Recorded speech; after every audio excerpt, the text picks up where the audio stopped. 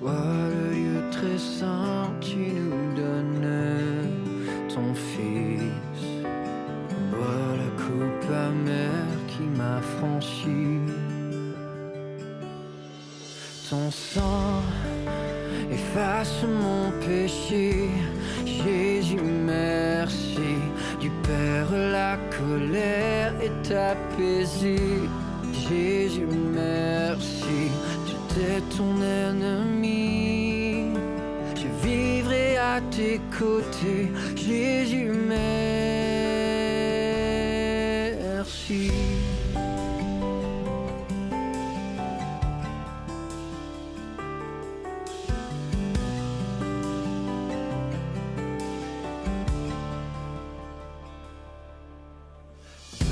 Sacrifice parfait, je viens à toi, accueilli comme un ami.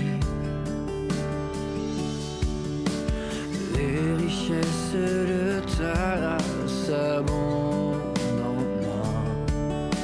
Le pardon, ta bonté sont infinis. Ton sang efface mon péché. Jésus, merci. Du Père, la colère est apaisée. Jésus, merci. J'étais ton ennemi. Je vivrai à tes côtés. Jésus, merci.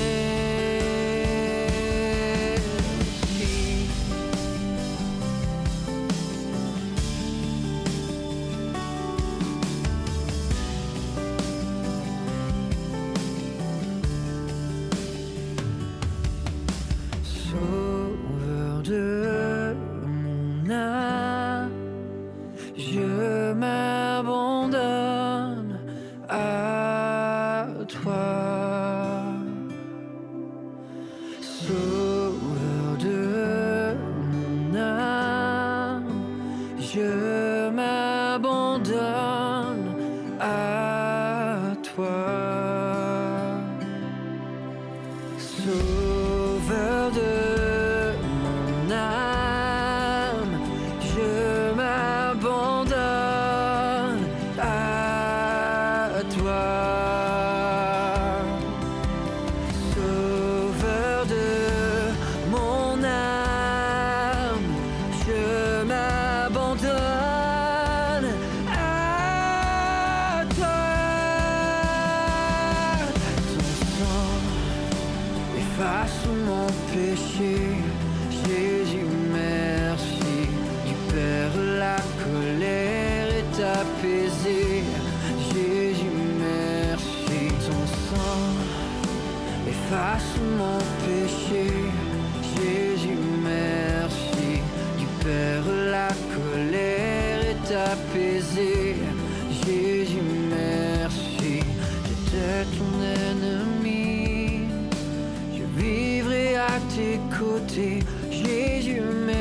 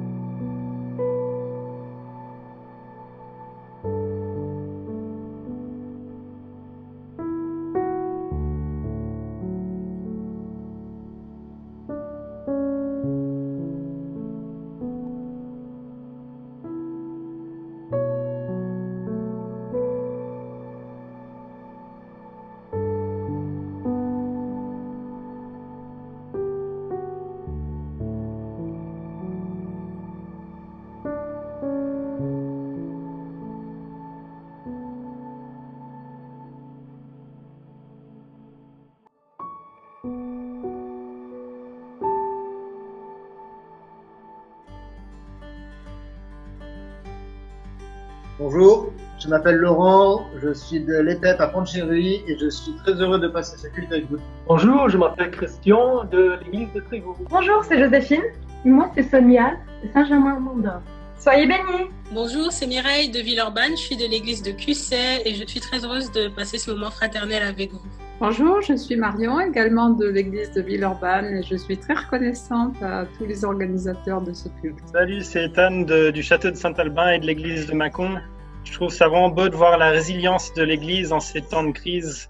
Bon culte à tous. Bonjour, nous sommes Marc Et Joycine de Saint-Léon-dans-le-Château et de l'église de Villeurbanne-Cusset. et nous sommes bien contents de passer ce culte avec vous.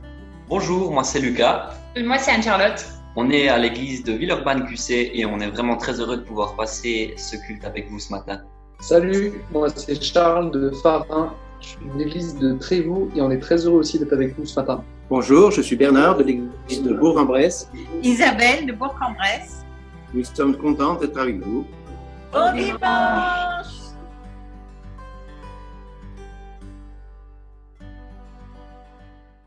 Bonjour à tous, bienvenue sur le culte diffusé par les églises charistes de la région lyonnaise. Soyez les bienvenus, qui que vous soyez. Nous allons passer une heure ensemble pour nous tourner vers Dieu et pour nous laisser instruire par lui. J'espère que vous allez bien, que cette première semaine de déconfinement se passe bien, que vous avez vos masques, vous avez réussi à en trouver ou en faire vous-même, l'accessoire indispensable printemps-été 2020. J'espère que vous avez pu aussi vous réorganiser familialement, professionnellement. Je sais qu'il y a des artisans, des chefs d'entreprise qui étaient un petit peu dans le doute, dans le questionnement par rapport à cette reprise. Et si c'est votre cas, j'espère que vous arrivez à trouver des solutions et que la reprise vous satisfait. Du côté de nos églises aussi, nous sommes en train de réfléchir à une organisation. Nous attendons les dernières consignes du gouvernement pour réfléchir à un déconfinement et vous aurez des nouvelles de notre part. Quoi qu'il advienne, ce matin, on veut se tourner vers Dieu. On sait que beaucoup de choses bougent. On n'est pas dans notre zone habituelle, de confort habituel en ce moment.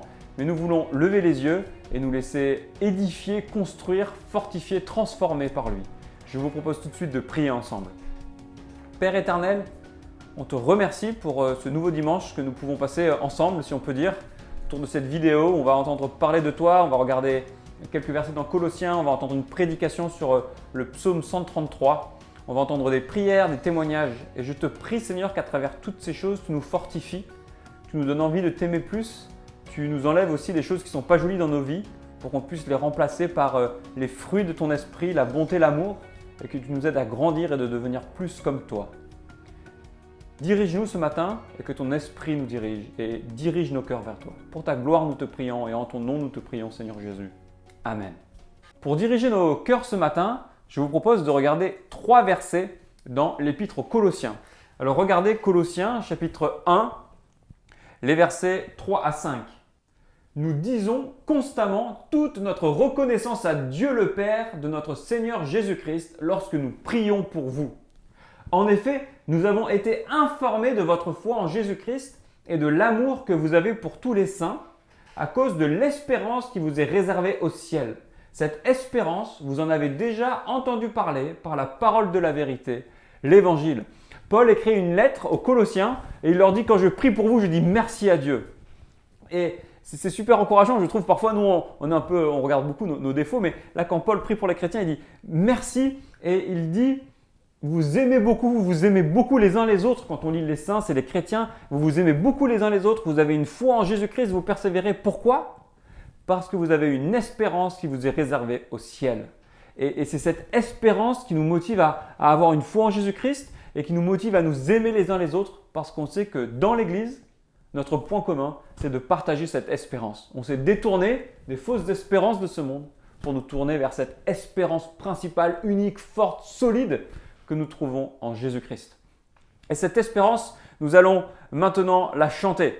Nous allons chanter 3 chants qui parlent justement de cette espérance qui ne va jamais nous décevoir. Nous allons chanter « Je m'attends à toi », nous allons chanter « Au-dessus des royaumes », on va chanter que Jésus est au-dessus de tout, au-dessus de moi, de mes faiblesses, au-dessus de nos autorités, au-dessus de ce Covid et que notre espérance en Jésus ne va jamais nous décevoir. Et nous allons aussi chanter « L'amour de Dieu à toi Philippe ».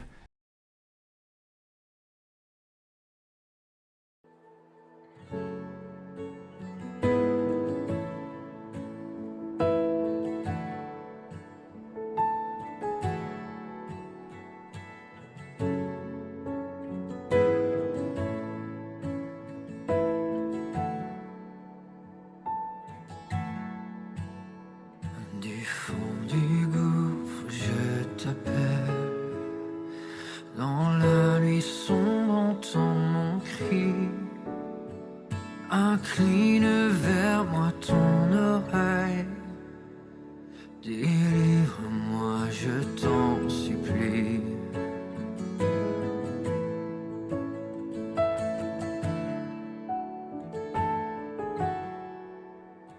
Si tu comptais tous mes péchés, loin de toi je serais banni. Mais tu m'offres un pardon complet. Ta grâce seule me suffit. Je m'attends à toi, je m'attends à toi. Ta parole est mon appui. Je m'attends à toi, fermement à toi, car toi seul me rassasie.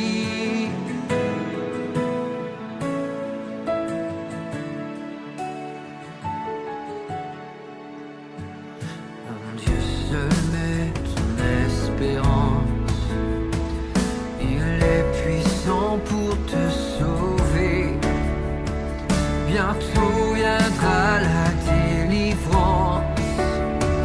Christ est le roi ressuscité. Je m'attends à toi, je m'attends à toi. Ta parole est mon appui. Je m'attends à toi, fermement à toi, car toi seul me rassasie.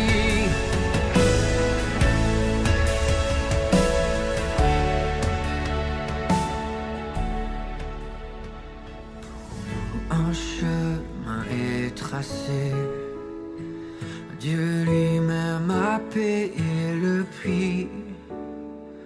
En lui notre foi est placée, son sacrifice nous guérit. En lui notre foi est placée, son sacrifice nous guérit. Je m'attends à toi, je m'attends à toi. Ta parole est mon appui. Je m'attends à toi, fermement à toi, car toi seul me rassasie. Je m'attends à toi, je m'attends à toi. Dans la tempête et la nuit, je m'attends à toi, fermement à toi. Ton amour est mon abri.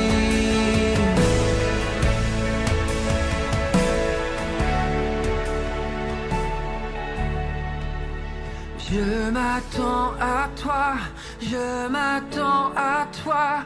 Dans la tempête et la nuit, je m'attends à toi, fermement à toi. Ton amour est mon abri.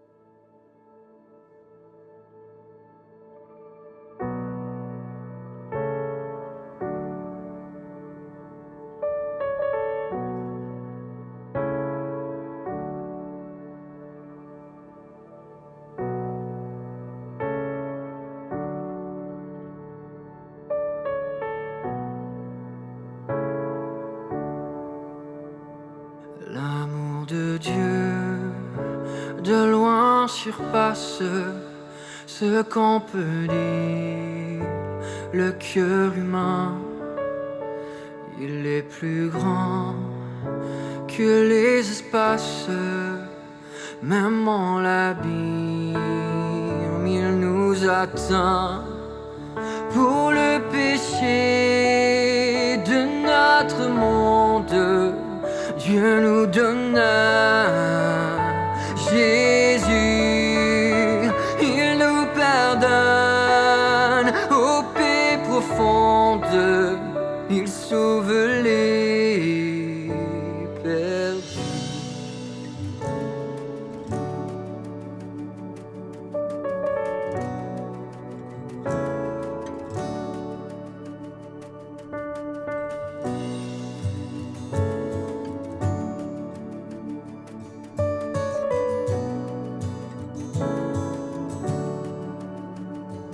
Verser de l'encre dans les ondes, changer le ciel en parchemin, tonder la plume à tout le monde, et que chacun soit écrivain. Vous dire tout l'amour du Père, feu et tarir les eaux et remplirait la place entière de ces divins rouleaux. L'amour de Dieu, si fort, si tendre, est un amour sans fin. Tel est le chant que font entendre les anges et les saints.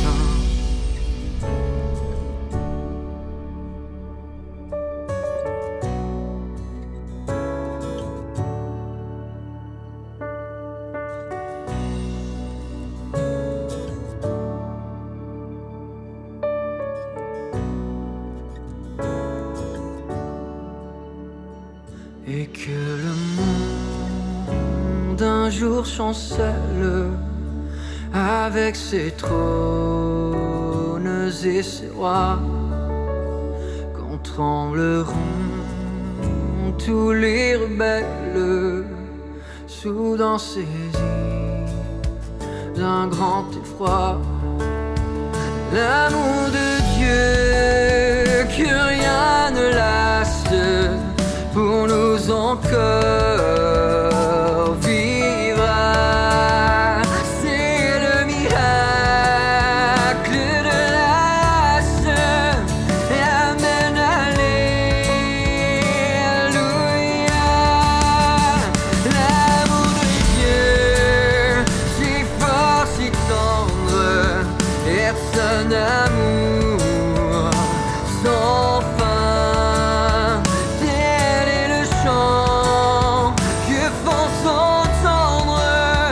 Les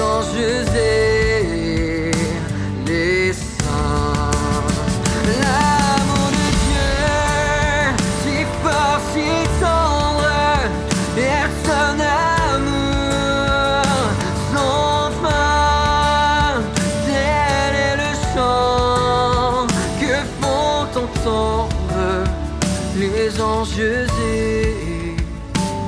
les saints.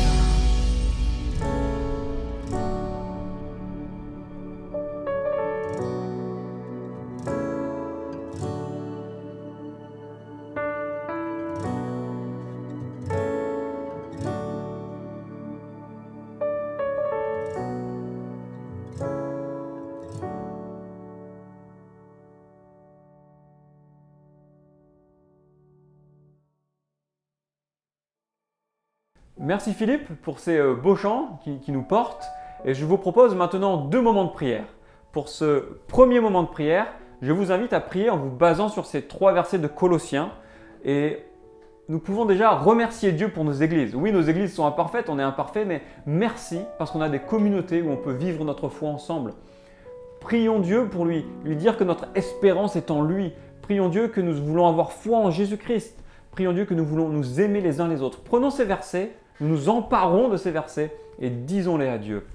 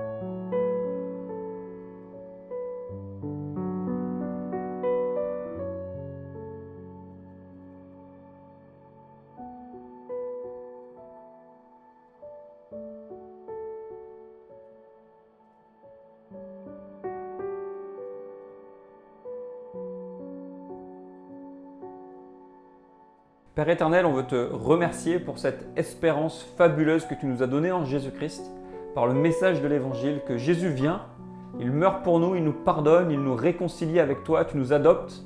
Ça nous permet de savoir que nous ne sommes pas enfermés dans cette vie terrestre, mais nous avons un espoir éternel, une vie que nous pourrons vivre avec toi sans nos défauts, sans nos péchés, dans une assemblée parfaite où nous pourrons te glorifier, dans une joie parfaite. Et d'ici là, je te prie que tu nous aides à vivre dans la foi, dans une foi solide en toi et dans un amour réel les uns pour les autres dans nos communautés. Seigneur, reçois toute notre louange et toute notre reconnaissance pour ce que tu nous offres. En ton nom, Amen. Et maintenant, pour ce deuxième moment de prière, je vous propose un moment de prière à libre où vous pouvez amener à Dieu vos demandes, vos soucis pour vous-même, pour vos frères et sœurs, pour vos églises, les sujets qui vous tiennent à cœur. Je suis sûr que vous en avez beaucoup dans ces moments de déconfinement. Pensons aussi aux instituteurs, aux institutrices de nos enfants, dans ces moments où ils doivent vivre avec beaucoup de contraintes sanitaires. Prions.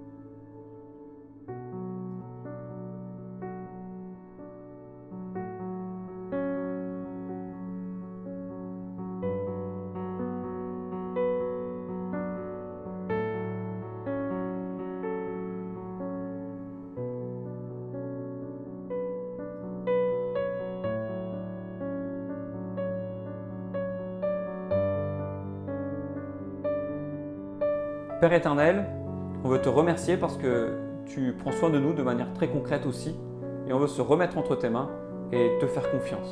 Tu vois ces moments bizarres de déconfinement où on doit jongler, parfois avec la garde des enfants, avec le travail, avec la reprise. Tu vois aussi les soucis économiques que nous pouvons rencontrer. Et je te prie, Seigneur, pour tous les chefs d'entreprise, toutes les personnes en responsabilité dans le professionnel, qui nous écoutent dans nos églises, que tu leur donnes beaucoup de sagesse, que tu les réconfortes aussi dans les soucis, pour qu'ils puissent apporter un bienfait à eux-mêmes et à leurs employés. Je te prie pour nos églises, tu vois que nous devons gérer maintenant le plan de déconfinement à notre tour.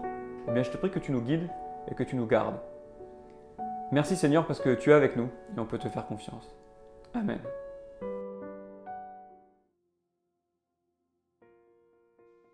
Bonjour à tous, je suis Thier Duval et je suis coordinatrice de la jeunesse et ministère féminin à l'église protestante de Villeurbanne-QC. Et c'est ma joie d'être là avec vous pour témoigner un peu de mon vécu pendant les 2 derniers mois de confinement. Je pense que Dieu m'a montré vraiment 3 choses qui m'a fait cheminer dans ma relation avec lui et je voulais vous partager ces choses-là. La première chose, c'était que Dieu est au contrôle. Il y a un verset en Proverbe qui dit « Le cœur de l'homme médite sa voie, mais c'est l'Éternel qui dirige ses pas. » C'est vrai que cette pandémie nous a rappelé qu'on n'était pas au contrôle de la situation, on n'était pas au contrôle de nos propres vies, mais c'est Dieu qui dirigeait. Et moi, j'ai pu vraiment me remettre en question sur mes priorités, sur comment j'utilisais mon temps. Et toutes les choses que j'aime bien planifier, bon, j'ai pas pu faire, mais Dieu a permis que je vive d'autres choses. J'ai pu avoir plus de temps avec mon mari, j'ai pu être intentionnée de prendre soin des autres. Et pour ça, je suis vraiment reconnaissante. Deuxième chose, c'est que chacun de nos expériences était vraiment différent pendant ces 2 derniers mois, mais Dieu était là avec chacun de nous. C'est vrai qu'il y a eu des choses très difficiles, les décès, les souffrances, mais Dieu était présent avec chacun de nous.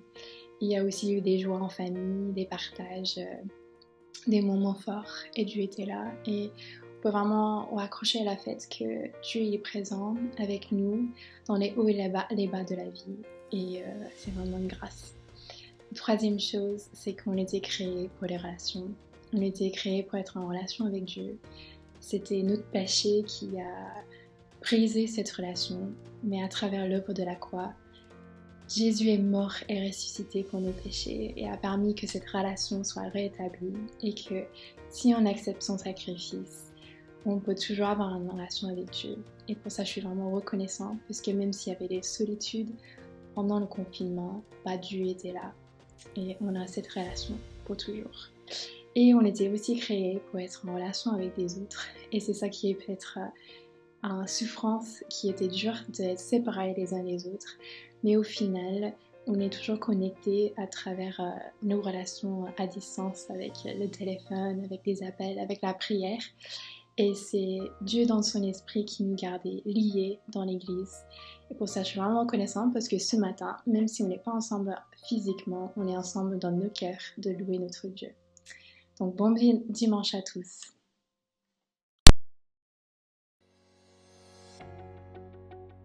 Bonjour, premier dimanche de déconfinement. Je ne sais pas comment vous vous sentez, mais j'imagine que lundi, il y avait un petit air de fête avec cette liberté retrouvée après 7 à 8 semaines de confinement. L'une des choses qui nous a le plus manqué pendant cette période, c'est la possibilité de se réunir entre amis. Et c'est ce qui est remonté. Tous les jours, nous avions de 8h45 à 9h une petite réunion de prière à Trévoux. C'était super de pouvoir voir les visages. C'était via Zoom et de pouvoir prier les uns pour les autres, de faire remonter des infos. Mais justement, quand on parlait de ça, ce qui nous manquait le plus, c'est de pouvoir se retrouver pour de vrai, partager un café, partager un sandwich, discuter de tout et de rien, puis de se sentir vraiment proche et pas simplement proche au travers d'un écran. Je ne sais pas quelle est votre conception de l'amitié. Dans certains pays, l'amitié, c'est quelque chose qui se développe assez facilement et puis qui ne dure pas forcément. Je crois qu'en France, c'est plutôt l'inverse. Ça se développe difficilement, par contre, ça dure plus longtemps. Ce n'est pas un jugement de valeur, chaque pays a ses propres valeurs. Mais en tout cas, un sociologue français du nom de Gérard Mermet nous dit que l'amitié est en train de changer. Et dans son livre « Francoscopie 2030 », il trace un peu les chemins futurs de l'amitié dans la société française. Et dans une section qui s'intitule « Des millions d'amis », c'est un petit peu sarcastique, n'est-ce pas? Voici ce qu'il dit. La très grande majorité des Français, 9 sur 10, sont aujourd'hui connectés à Internet. Une proportion qui place cependant la France parmi les pays les moins touchés en Europe par la réseauphilie avec l'Allemagne. L'élargissement du cercle des amis de chaque membre d'un réseau social est un phénomène révélateur. Il illustre d'abord une conception plutôt dévalorisée de ce qu'est ou devrait être un ami, au sens par exemple de Montaigne ou de la Boétie. La recherche de la quantité de correspondants prime souvent dans les réseaux sur la qualité des relations qu'on entretient avec eux. Car l'amitié dont il s'agit est moins liée à des atomes crochus qu'à des centres d'intérêt proches et des amis communs. Les amis des amis ont ici vocation à devenir amis avec l'aide active et parfois la lourde assistance des opérateurs des réseaux. L'amitié est vraiment quelque chose qui nous est cher, alors bien sûr elle est en train d'évoluer. Qu'est-ce que la Bible peut nous enseigner sur ce qu'est une amitié authentique? Et je vous invite à ouvrir vos Bibles et à lire avec moi dans le psaume 133 la manière dont David parle de l'amitié. Psaume 133. Cantique des montées de David. Voici qu'il est bon, qu'il est agréable pour des frères d'habiter unis ensemble. C'est comme l'huile la meilleure qui, répandue sur la tête, descend sur la barbe d'Aaron, qui descend sur le bord de ses vêtements. C'est comme la rosée de l'Hermon qui descend sur les montagnes de Sion, car c'est là que l'Éternel donne la bénédiction, la vie pour l'éternité. Ce que je voudrais souligner, c'est à quel point l'amitié embellit la vie et le service. L'amitié spirituelle embellit la vie et le service. C'est quelque chose de tellement important qu'il ne faut absolument pas qu'on s'en prive, il faut apprendre à la développer. Alors ce psaume nous montre 4 bénéfices à tirer de l'amitié que nous allons voir. Mais vous avez remarqué que cela commence par ce titre, Cantique des montées. En fait, il y a une quinzaine de psaumes, les psaumes 120 à 134 dans ce livre, qui sont qualifiés ainsi parce qu'ils étaient chantés, priés, évoqués pendant le temps des pèlerinages où le peuple montait à Jérusalem. Le premier point que je voudrais évoquer avec vous, c'est que cette amitié spirituelle, elle est source de satisfaction. Et c'est ce qu'on voit avec le verset 1 de ce psaume. Voici qu'il est bon, qu'il est agréable pour des frères d'habiter unis ensemble. David fait ce constat, il commence par ce voici qui est comme une interpellation à y réfléchir. Observez, regardez, constatez, expérimentez. Faites ce travail d'expérience de l'amitié et combien ça va vous porter. Et il fait 4 observations rapides là-dessus que je voudrais rapidement parcourir. D'abord, il constate que c'est bon. Et en fait, c'est presque une affirmation théologique. Il y a quelque chose de vrai, de solide, de profond. On est né pour ça, on est créé pour ça. Nous devons constater qu'avoir des amis, des proches dans nos vies, c'est essentiel à l'existence. Deuxièmement, c'est agréable. Un terme qui évoque parfois le charme physique de 2 amoureux. En Cantique 1,16, c'est comme ça que ce terme est utilisé. Ou encore la bonté, la douceur ou la beauté d'une musique. C'est quelque chose qui est plaisant et dont on a profondément besoin. C'est presque une expérience charnelle que cette amitié spirituelle. Ça remplit notre être, ça touche notre être de façon très profonde. Une troisième observation, c'est qu'elle est familiale et spirituelle. David dit « pour des frères d'habiter ensemble ». Alors bien sûr, il y a ici toute l'image de la nation d'Israël, issue d'un même homme, Abraham. Mais bien sûr, à cette époque, c'est déjà une nation et c'est difficile de retracer cette fraternité. Donc c'est une image qui est aussi l'image d'un peuple qui est uni autour du même Dieu. N'est-ce pas le cas de l'Église ? Dieu est devenu notre Père si nous sommes devenus ses enfants, en acceptant Jésus-Christ dans notre cœur comme celui qui nous réconcilie, qui nous répare devant Dieu et qui nous conduit dans une relation à lui. Si nous sommes devenus ses enfants, alors mes frères de l'Église, mes sœurs de l'Église sont membres de ma famille. Et donc il y a quelque chose de relationnel qui explique aussi pourquoi c'est parfois difficile. On ne choisit pas les membres de sa famille, il en va de même de l'Église, et ensemble, eh bien, nous formons une même famille. Et enfin, cette unité, elle est intentionnelle. Ce sont des frères qui choisissent d'habiter, de demeurer unis ensemble. C'est-à-dire que ça ne marche pas comme ça exige un effort. D'où l'interpellation du début de ce psaume. Voici, regardez, observez. Il faut construire quelque chose qui est de cet ordre-là. J'imagine que c'est votre expérience, que vous avez parfois connu ces moments de difficulté où c'est grâce à un frère ou une sœur que vous vous êtes relevé. Peut-être un découragement, peut-être une chute, peut-être une situation aussi de joie qui a été démultipliée par la présence d'un autre. on a partagé des moments fabuleux, formidables, et c'est bon. Ce qui est dommage, c'est que très souvent, et je crois que c'est un réflexe qui date de Genèse chapitre 3, parce que nous sommes des gens imparfaits, pécheurs, éloignés de Dieu, avec une vraie réalité de culpabilité, on a tendance à s'isoler. Et plus on s'isole, moins on profite bien sûr des autres, mais plus on devient amer vis-à-vis des autres, amer vis-à-vis de l'Église. Alors il peut y avoir plein de raisons pour lesquelles on s'isole, ça peut être de la fausse pudeur, ça peut être un jugement que l'on a, peut-être qu'on porte sur les autres, eux ils ne m'aiment pas comme il faudrait, moi je les aime, ou un jugement que l'on a sur soi-même, je ne suis pas digne d'eux, parfois un jugement posé sur Dieu. Il peut y avoir plein de raisons qui font qu'on s'isole des autres, parfois c'est la lassitude d'aimer, parce que c'est vrai qu'aimer ça demande des efforts, parfois c'est l'expérience, peut-être vous avez été trahi par des amis et vous n'avez plus envie de prendre ce risque, hein. Chat échaudé craint l'eau froide, nous dit ce proverbe bien français. Justement, David nous invite à faire le chemin inverse de ces réflexes et à développer cette amitié parce que c'est source d'une satisfaction. Ça exige des efforts, mais c'est source de satisfaction. Il y a un pasteur, professeur universitaire, qui est passé par une dépression profonde et se demandait comment ça se faisait que lui, un homme de Dieu, entre guillemets, passait par ces temps-là. Et voici qu'après avoir cherché une aide médicale, bien sûr, nécessaire, il fait le constat suivant. Des amis m'ont soutenu. Dieu m'a gracieusement entouré de 4 amis pour marcher avec moi dans les ténèbres, 2 pasteurs, un collègue du séminaire et un frère. La chose la plus importante qu'ils ont faite pour moi a été d'être présent. Être présent semble être un simple cadeau, jusqu'à ce que vous ayez vraiment besoin de ce cadeau. Et la Bible dit la même chose dans le Nouveau Testament, on a besoin les uns des autres. L'apôtre Pierre le dit ainsi, après avoir purifié vos âmes dans l'obéissance à la vérité, en vue d'un amour fraternel sincère, aimez-vous les uns les autres ardemment et de tout cœur. Toute relation humaine tend à mourir si elle n'est pas cultivée. Ma femme est passionnée de jardinage et c'est la saison bien sûr où elle est très active dans ce jardin et l'une des choses que je constate c'est qu'il y a pas mal de mauvaises herbes qu'il faut arracher et si on ne le fait pas elles vont envahir le jardin. Je crois que c'est la même chose avec l'amitié, il y a plein de choses qui nous détournent de cette amitié et il faut prendre le temps de cultiver ces amitiés et ces sources de satisfaction. La deuxième remarque que je ferai à partir de ce psaume, deuxième bénéfice à tirer de l'amitié fraternelle, c'est que c'est source de consécration.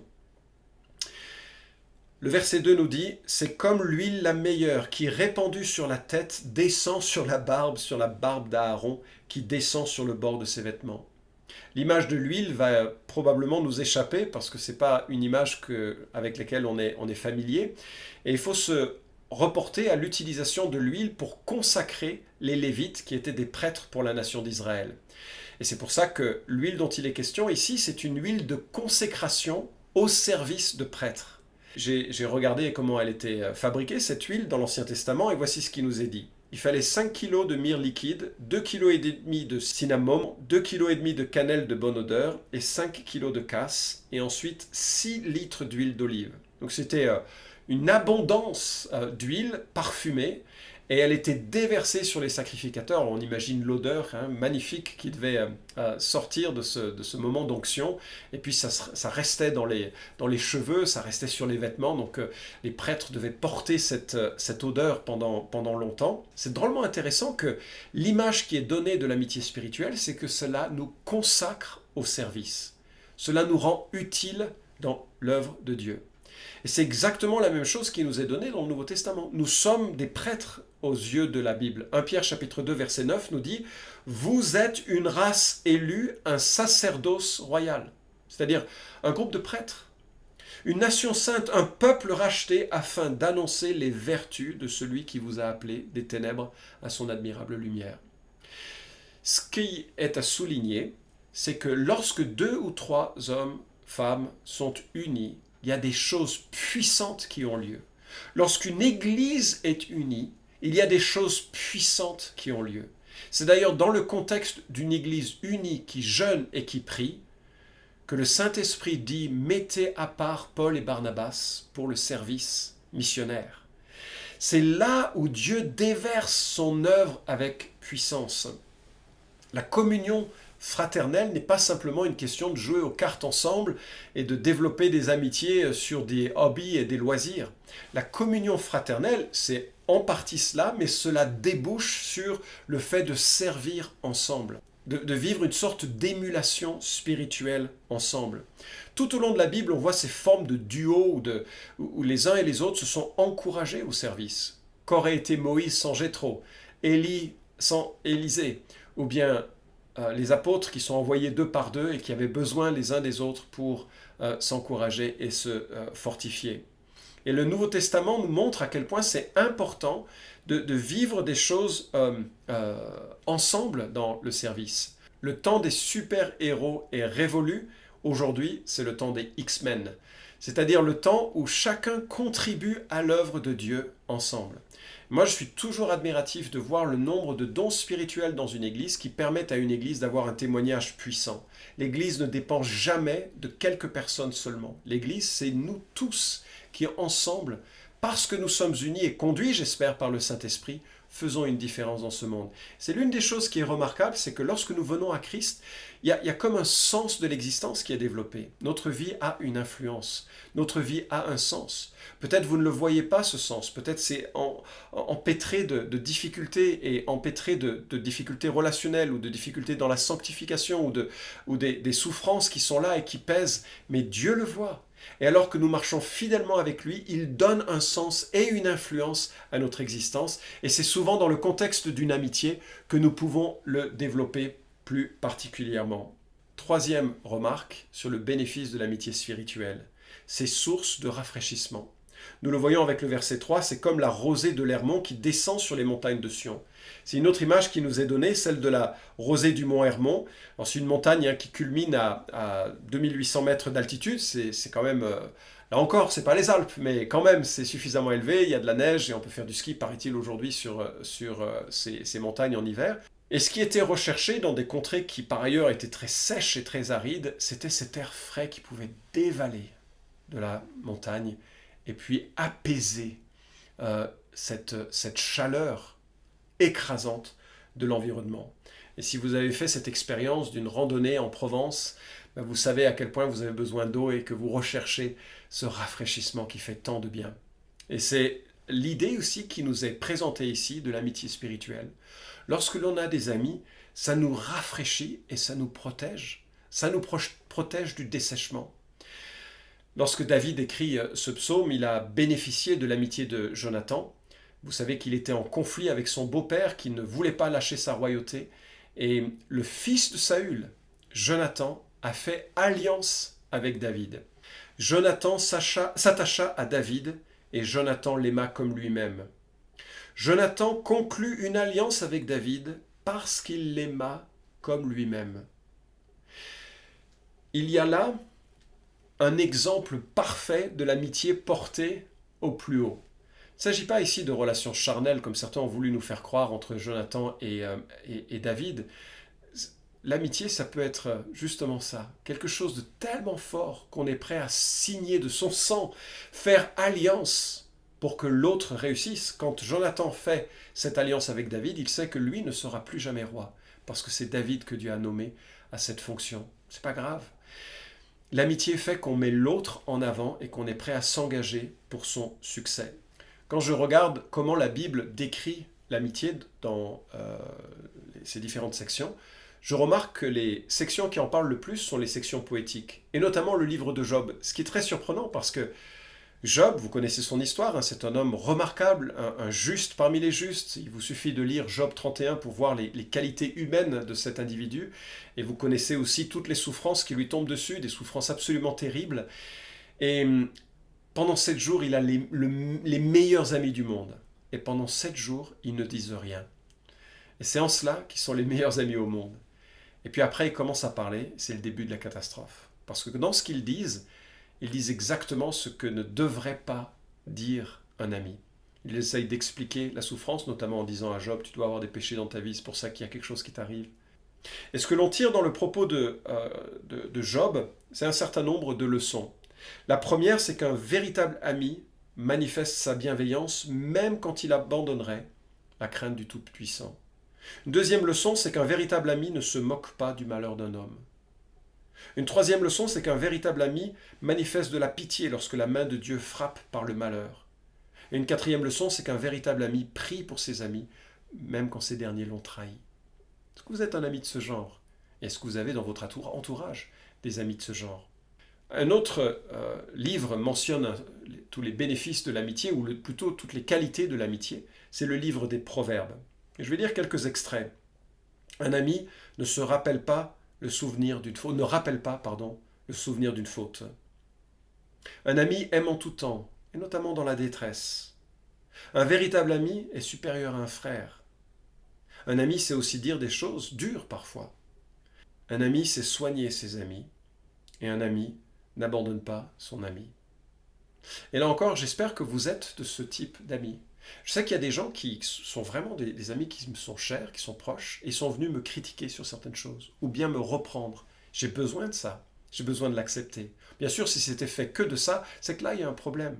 Peut-être vous n'avez pas d'amis parce que vous critiquez constamment, je ne sais pas. Mais tous ces éléments-là nous montrent qu'il faut apprendre à être un ami pour autrui et apprendre à ce que d'autres manifestent leur amitié. C'est vraiment une source de satisfaction, une source de consécration, une source de rafraîchissement.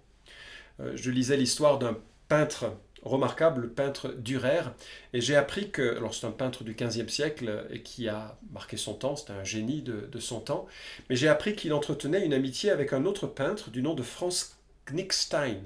Je ne sais pas si je prononce le mot correctement.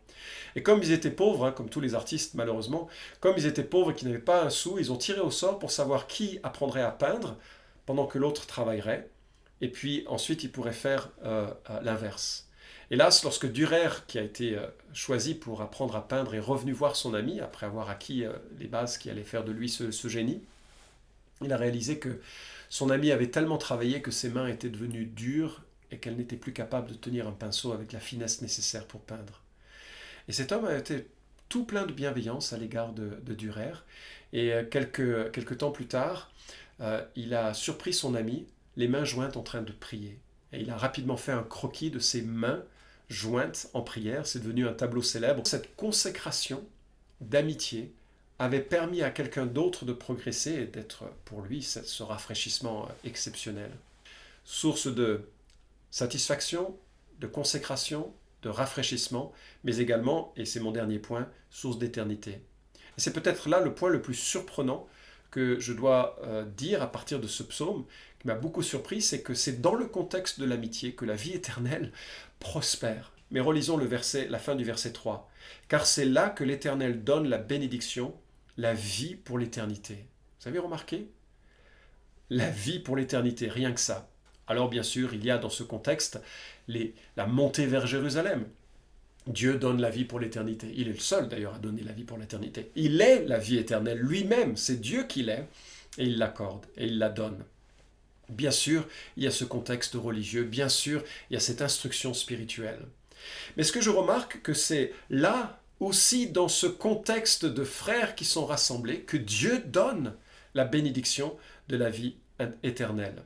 À ceux-ci, tous connaîtront que vous êtes mes disciples, si vous avez de l'amour les uns pour les autres. Une idée que Christ va reprendre dans sa prière, prière sacerdotale, c'est-à-dire la prière qu'il adresse à son Père avant de remonter vers lui.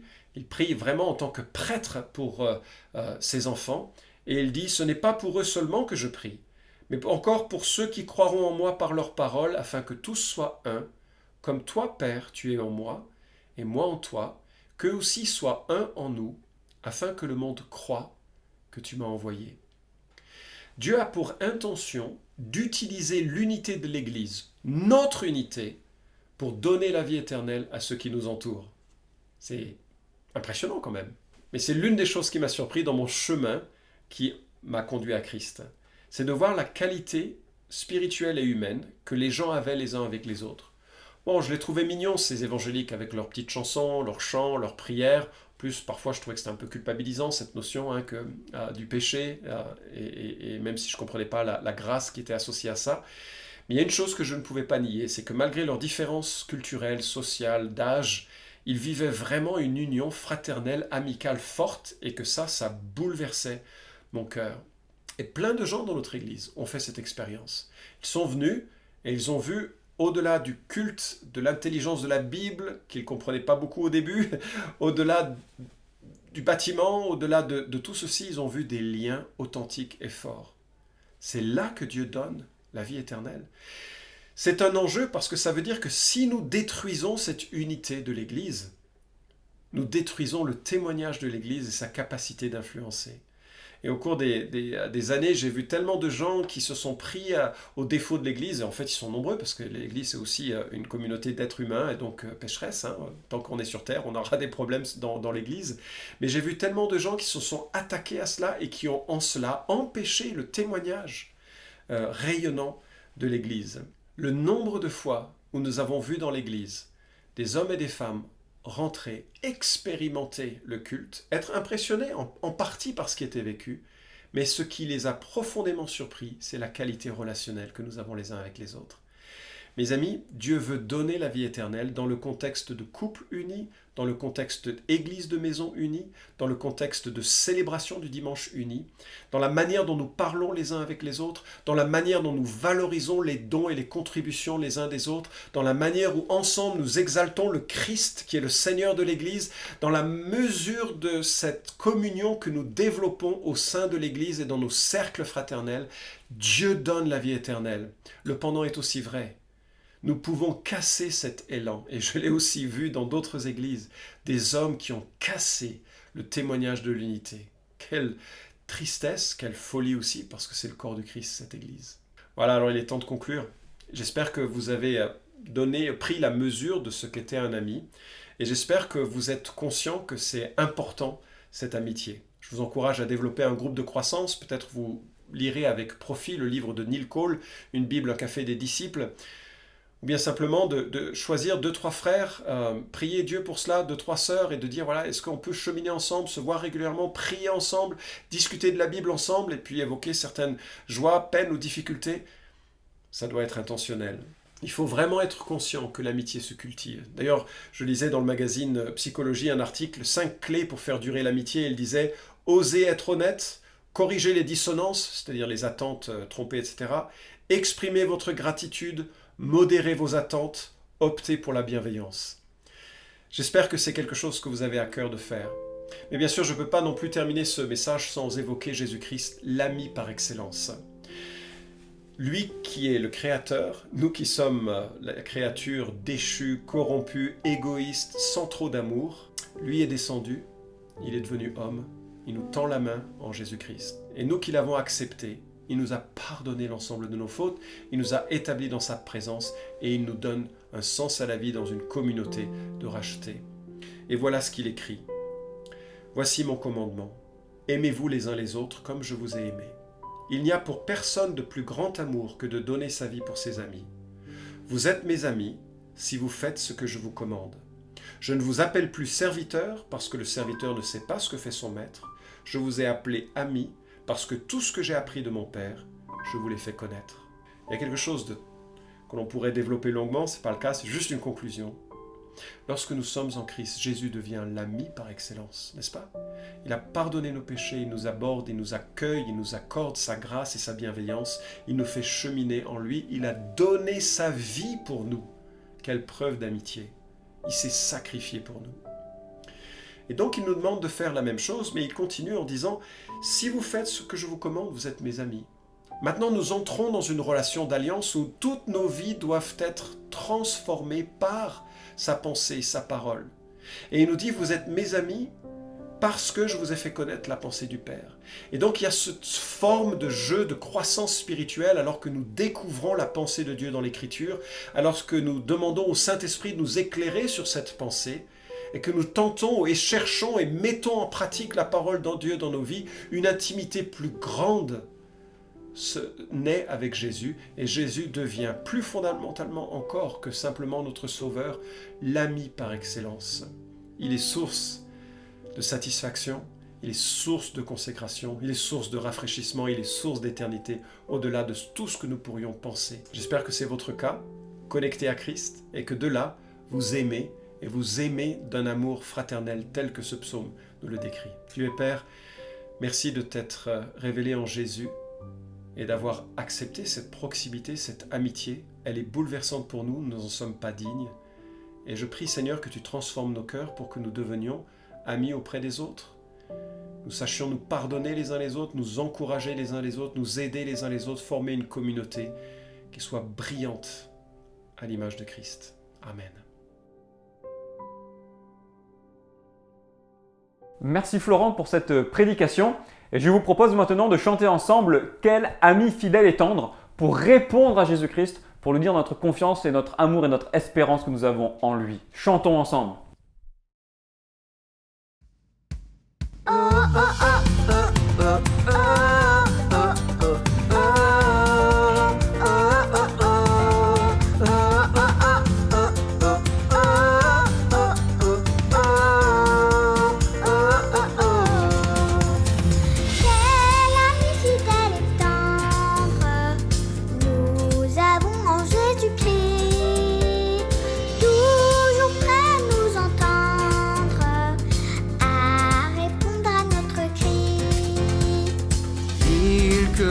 Défaillances, nos chutes de chaque jour, sévère en ses exigences, il est riche en son amour. Oh oh oh oh oh oh oh oh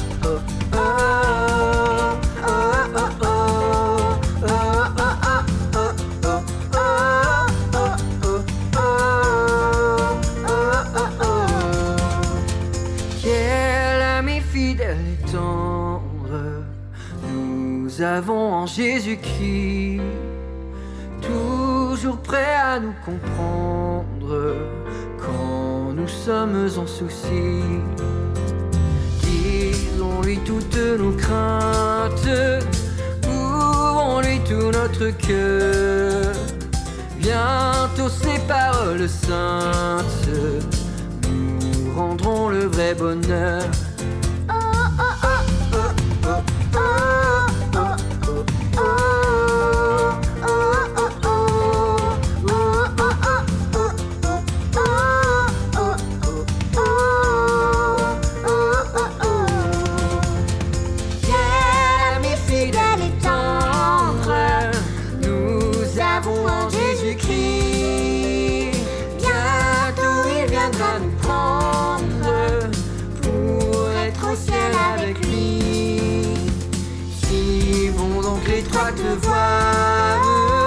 En comptant sur son secours, bientôt nous aurons la joie de vivre avec lui toujours.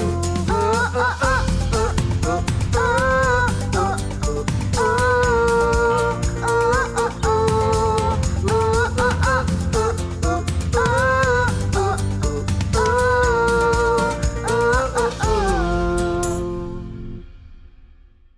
Merci Philippe, merci Elena pour ce beau chant qui nous porte.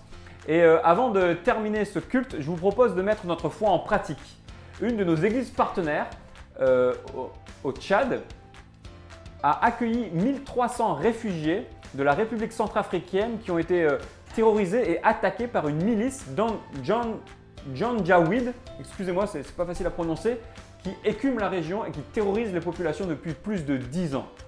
Nos frères et sœurs sur place les ont cachés pour les protéger dans une de nos églises sur place et leur ont fourni avec des couvertures. Et nous pouvons à notre tour les aider en leur fournissant de la nourriture. Et pour cela, on a mis en place une cagnotte dont le lien est accessible dans la description sous la vidéo. Et si vous souhaitez y participer, vous pouvez cliquer sur le lien et faire un don. Et nous allons utiliser cet argent pour donner de la nourriture à ces 1300 personnes qui en ce moment même se cachent de cette milice. Je vous remercie de votre attention et j'espère que ces chants, ce psaume ont réchauffé votre cœur. Et maintenant, j'invite Laurent Billot à prier pour nous renvoyer dans cette semaine. Bonjour, ici Laurent Billot de l'église de Villeurbanne QC et je vous invite à prier le Seigneur avec moi. Oui Dieu, nous nous tournons vers toi pour te remercier pour ta présence au milieu de nous. Tu es la seule source de la vie et nous te prions pour cette semaine qui commence, cette deuxième semaine de déconfinement, pour que tu nous accompagnes par ta parole et ton esprit, car tu as une pensée pour chacun de nous. Merci pour ton amour et ta grâce, et aide-nous à être des amis les uns pour les autres. Nous te prions également pour les autorités, pour que tu leur donnes la sagesse nécessaire. Nous te prions pour les soignants, pour que tu renouvelles leurs forces. Nous te prions pour les enseignants, pour que tu les aides à accomplir leurs tâches. Et pour ce qui nous concerne, nous sommes pleins de confiance. Quoi qu'il arrive ici-bas, nous avons auprès de toi une demeure éternelle, parce que tu nous appelles tes amis. Dans le nom de Jésus, notre Sauveur. Amen.